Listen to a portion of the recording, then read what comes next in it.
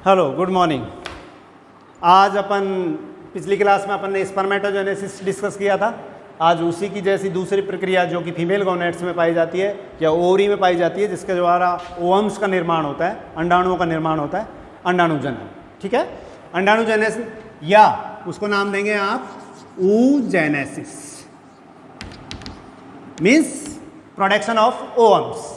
ये कहाँ पर होगी? फीमेल गोनेट्स में, मीन्स ओवरी में। जैसे कि अपन ने स्पर्मेटोजेनेसिस में पढ़ा, सेम उसी प्रकार से इसमें भी ओवरी की जो जर्मिनल एपिथेलियम होती है, डिप्लॉइड सेल्स की बनी हुई होती है, उसमें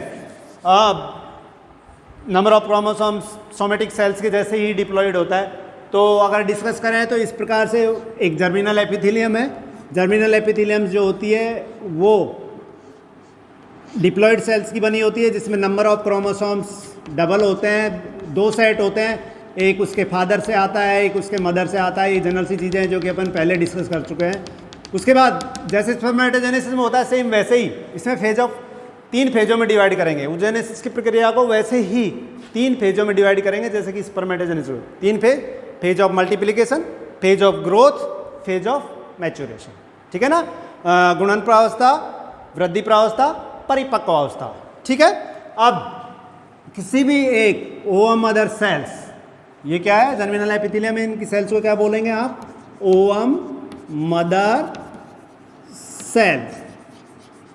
ठीक है। ओवम मदर सेल में रिपीटेड माइटोसिस डिवीजन होने की वजह से यहां पर ओवम मदर सेल्स की जो संख्या होती है वो संख्या बढ़ती है। ठीक है, 1 से 2 हो जाएगी, 2 से 4 हो जाएगी। उसके बाद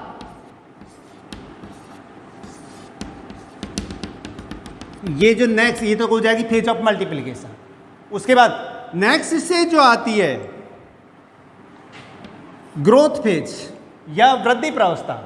वृद्धि प्रावस्था ओवरी और टेस्टिस में जो वृद्धि प्रावस्था पाई जाती है, उनमें जो बेसिक डिफरेंस आएगा वो ग्रोथ फेज में आएगा।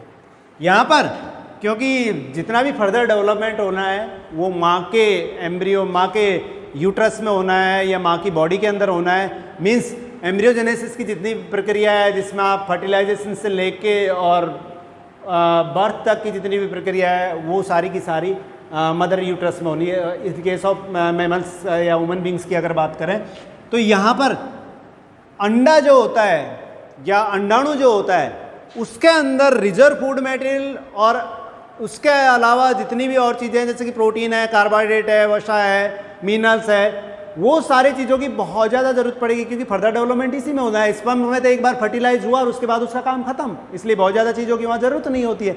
लेकिन यहाँ पर अंडाणु में ही फर्दर डेवलपमेंट स्टार्ट होंगे, इसलिए इसके केस में जो बेसिक डिफरेंस आएगा, ग्रोथ फेज बहुत बड़ी पाई जाती है। इवन आपको शायद मालूम होगा कि ह्यूमन बीइंग की अगर बात करें तो जब फीमेल चाइल्ड गर्भ में होता है, माँ के पेट में होता है, उसी दौरान ओवम्स का बनना स्टार्ट हो जाता है और वो अपनी प्रोग्रेस में। और जब जैसे puberty, age of puberty start होती है, लगभग मेंस्ट्रुअल साइकिल स्टार्ट होता है 13 साल की उम्र में, तब जाके वो फॉलिकल्स मैच्योर हो जाता है। इस दौरान उनके है ना ग्रोथ फेज लगभग धीरे धीरे वो ग्रो कर रही होती हैं। सभी एनिमल्स में, अलग अलग एनिमल में अलग अलग ग्रोथ फेज पाई जाती है।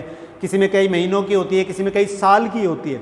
तो उस दौरान ये क्या करता है? खाना पीना, जरूरी जितना भी सामान हो उनको एक्यूमुलेट करता है और इकट्ठा करता है और कई हजार गुना तक अपनी साइज में बढ़ जाता है। ध्यान रखना, कई 100 से कई हजार गुना तक अलग अलग एनिमल में अलग अलग रेंज है, अपनी साइज में ये ओवम बढ़ जाएंगे। ठीक है ना? तो ये ओवम मदर सेल्स या ओगोनियम जो होती है, उसमें ग्रोथ फेज होती है। ग्रोथ फेज के बाद ये काफी बड़ी साइज का हो जाता है। ठीक है, तो इसको कहेंगे अपन प्राइमरी स्पर्मेटोसाइट। प्राइमरी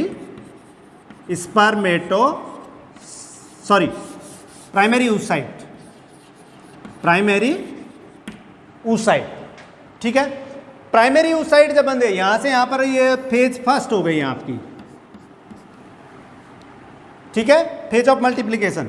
ये सेकंड फेज होगी, ग्रोथ फेज, जो कि बहुत बड़ी होती है। इसमें विट्रेलोजेनेसिस की प्रक्रिया कंप्लीट होती है। विट्रेलोजेनेसिस का मतलब योग का निर्माण। ठीक है ना? और योग, क्योंकि अंडे का जो करेक्ट योग के हिसाब से यहाँ पे ना अंडे को अलग अलग प्रकार, जैसे बर्ड्स का अगर देखें तो बहुविध के अंडे होते हैं। क्यों? क्योंकि जितना भी डेवलपमेंट होना है फर्टिलाइजेशन से लेके और चिक के डेवलपमेंट जितना, क्योंकि जो दो प्रकार की बर्ड होती हैं न्यूडिफ्यूगस और न्यूडिक्यूलस। जो न्यूडिफ्यूगस बर्ड है जैसे कि मुर्गी को अगर देखो, बच्चा जैसे ही अंडे से बाहर आता है अपने आप ही सेल्फ डिपेंडेंट होता है, खुद ही चलने फिरने लगता है, खुद ही अपना खाना खाता है। मीन्स उसका जितना भी डेवलपमेंट होना है वो सब अंडे के अंदर होना है। इट मीन्स उसको जितना भी खाने की जरूरत है लगभग वो 21 दिन रहेगा अंडे के अंदर, उसमें सारी चीज़ें बनेंगी। एक कोशिकीय जाइगोट से लेके और वेल चलने फिरने वाला चूजा अगर वो तैयार होकर आता है 21 दिन में, वो सारी की सारी ज़रूरत वाली चीज़ें इसके अंदर होनी चाहिए। तो इसके अंदर जो जिस फॉर्म में होती है उसको आप योग कहते हैं, ठीक है ना। तो ग्रोथ फेज के अंदर विटेलोजेनेसिस की प्रक्रिया होती है, योग निर्माण की प्रक्रिया होती है, इसलिए ये काफ़ी लंबी होती है और कई सौ से लेके कई हज़ार गुना तक अपनी साइज में अपने आप में बढ़ जाती है, ठीक है। उसके बाद सेकंड फेज ग्रोथ फेज के बाद इसमें स्टार्ट होती है third phase, phase of maturation. जैसा कि अपन ने स्पर्मेटोजेनेसिस में देखा था सेम वैसा ही इसमें मियोसिस फर्स्ट होगा। फर्स्ट डिवीजन क्या होगा? Meiosis first. और meiosis first is a reduction division. कैसा है? अपांशित करने वाला। The number of chromosomes reduce by their half number, वो कितने से?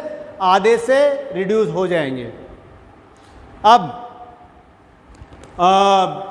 लेकिन एक चेंज रहेगा, वहां पर अपन ने देखा स्पर्मेटोजेनेसिस मियोसिस से 1 से 2 कोशिकाएं बनी, दोनों कोशिकाएं एक दूसरे से लगभग समान है।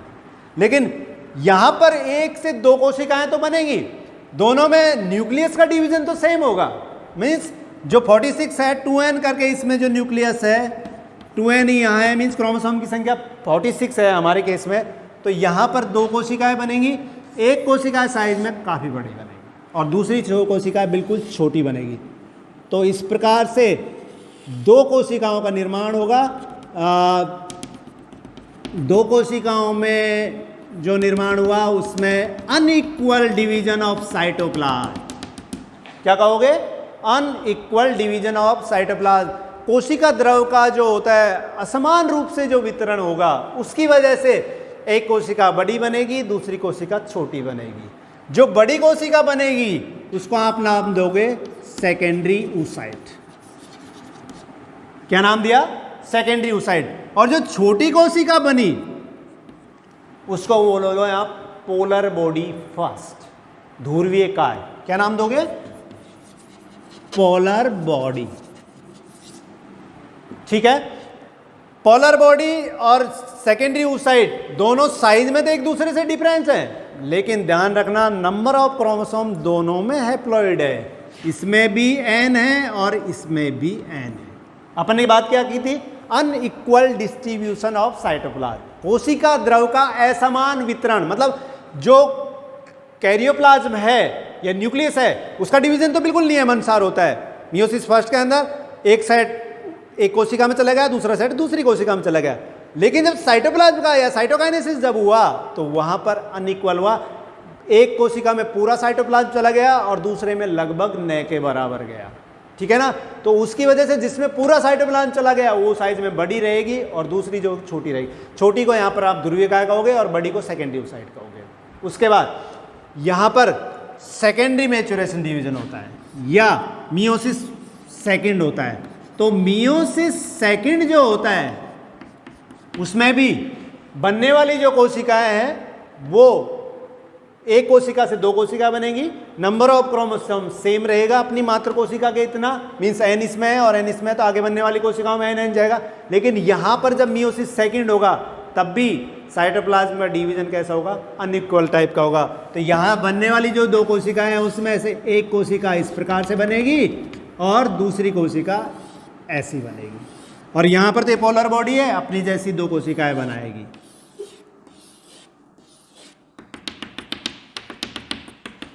ठीक है, तो अपनी जैसी 2 कोशिकाएं बनाई, उसमें 2 पोलर बॉडीज बन गई। अब आप देखोगे कि मियोसिस सेकंड के बाद नंबर ऑफ क्रोमोसोम यहां 23, यहां 23, यहां बनने वाली जो कोशिकाएं हैं इसमें भी 23 मीन्स n, इसमें भी n, इसमें भी n और इसमें भी n। तो जो परिणाम होगा वो आप देखोगे कि एक ओवम मदर सेल से एक ही ओम बनेगा और 3 क्या बनेंगी इससे बनने वाली पोलर, तो ये तीनों की तीनों क्या हैं, पोलर बॉडीज या ध्रुवीयकाय। ठीक है, पोलर बॉडीज या ध्रुवीयकाय। तो बेसिक डिफरेंस क्या आएगा, स्पर्मेटोजेनेसिस में एक स्पर्म मदर सेल 4 स्पर्म बनाएगी, oogenesis में एक ओवम मदर सेल्स एक ही ओवम बनाएगी और 3 पोलर बॉडीज बनेगी। क्लियर। दूसरा, oogenesis की जो ग्रोथ फेज होती है वो बहुत बड़ी होती है, जबकि स्पर्मेटोजेनेसिस की उसकी तुलना में बहुत छोटी होती है। कारण ये होता है कि इसको बहुत सारा खाना, प्रोटीन्स, विटामिन्स और ये सब चीज़ें, जितनी भी रिक्वायर्ड चीज़ें आगे फर्दर डेवलपमेंट के लिए, उन सब चीज़ों को इकट्ठा करना होता है और वो खाना आगे बटे ना, इसलिए इस प्रकार की अडेप्टेशंस पाई जाती हैं कि साइटोप्लाज्म का अनइक्वल डिस्ट्रीब्यूशन होता है, जिसकी वजह से नंबर ऑफ ओवम तो कम बनेंगे लेकिन खाना एक ही जगह रहेगा। तो यहां पर एक ओवम और 3 पोलर बॉडीज का निर्माण होता है। कई बार है ना, जीके में क्वेश्चन आता है कि 25 स्पर्म मदर सेल है, 25 ओवम मदर सेल से, बताओ कितने स्पर्म और ओवम बनेंगे, तो उसमें आपको लिखना होता है 100 स्पर्म बनेंगे और 25 ओवम बनेंगे, क्योंकि वहाँ 75 तो क्या बनेंगी, पोलर बॉडीज बनेंगी। ठीक है, तो इस प्रकार से ये oogenesis को 3 भागों में बांटेंगे आप, phase of multiplication, phase of growth and phase of maturation. और एक ओवम मदर सेल्स कितने ओवम बनाएगी, 1 और 3 पोलर बॉडी। Thank you. आगेगा नेक्स्ट क्लास।